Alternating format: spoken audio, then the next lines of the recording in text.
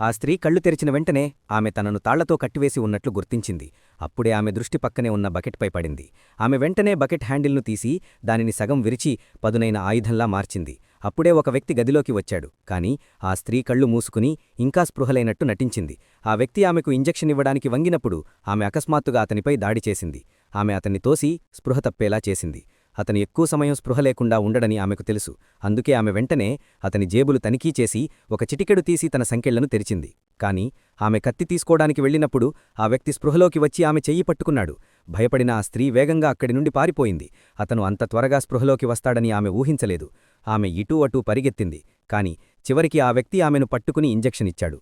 ఇప్పుడా బోటు సముద్రం మధ్యలో ఉంది. చుట్టూ ఎటువంటి సహాయం లేదు. ఆ వ్యక్తి ఆయుధంతో ఆమె వైపు నెమ్మదిగా వచ్చాడు. ఆ స్త్రీకి ఇక ఎటువంటి మార్గం లేకపోయింది. అందుకే ఆమె నిరాశలో సముద్రంలోకి దూకింది.